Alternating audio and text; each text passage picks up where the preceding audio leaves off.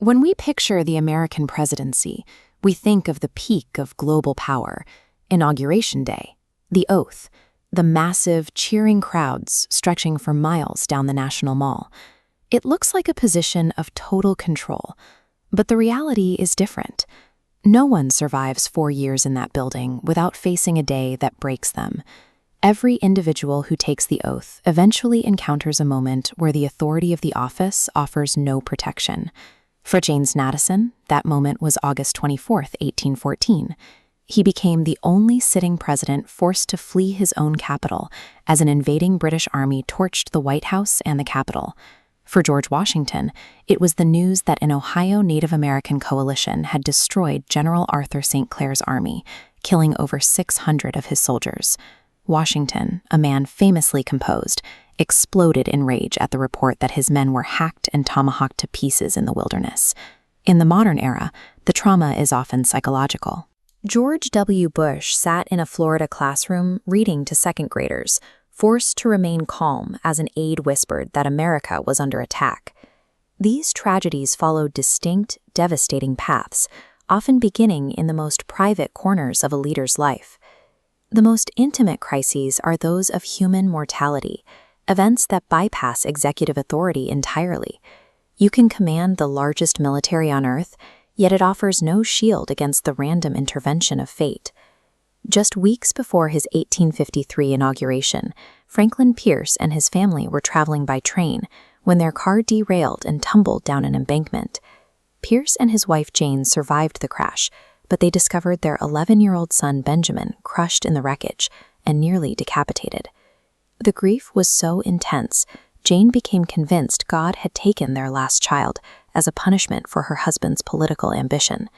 Pierce entered the presidency a broken man. He spent his term shrouded in mourning, refusing to swear his oath on a Bible. 70 years later, Calvin Coolidge faced a similar nightmare. His 16-year-old son, Calvin Jr., got a blister playing tennis on the White House courts. Coolidge later wrote that when his son died, the power and the glory of the presidency went with him. These moments reveal the ultimate impotence of the office against tragedies common to all human life. While some tragedies arrive through fate, others are invited by the president's own actions. These are the catastrophic unravelings caused by hubris, lies, and strategic blunders. In May 1960, Dwight Eisenhower faced global humiliation after a CIA U-2 spy plane was shot down over the Soviet Union. The U.S. initially told the world it was a weather plane that had veered off course, but Soviet leader Nikita Khrushchev produced the wreckage and the surviving pilot, catching the president in a blatant lie. Eisenhower was so embarrassed he privately wished to resign. However, while he survived the scandal, Richard Nixon's self-inflicted disaster left no room for recovery. Cornered by his party and facing certain impeachment for the Watergate cover-up, Nixon went on national television to become the first president to quit. In these instances, the enemy is the president's own character.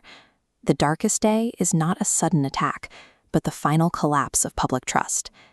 Beyond personal grief or political scandal, there are days when the trauma is national, where the president absorbs a blow struck against the entire country. Jimmy Carter described April 24, 1980, as the worst day of his life. A secret mission to rescue 52 American hostages in Iran ended in a fiery desert collision that killed 8 service members and left the mission in ruins.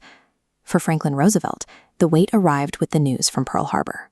In under 2 hours, the Japanese Navy crippled the Pacific Fleet, forcing the president to lead the country into global war. Modern national trauma often involves absorbing collective domestic grief. Barack Obama has cited the murder of 20 children and 6 staff members at Sandy Hook Elementary as the darkest day of his presidency.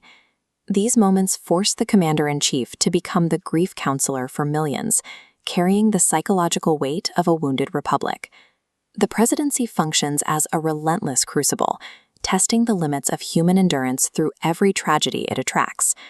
We elect leaders based on their policies and promises for the future, but history ultimately judges their legacy by how they navigate the abyss of their darkest day.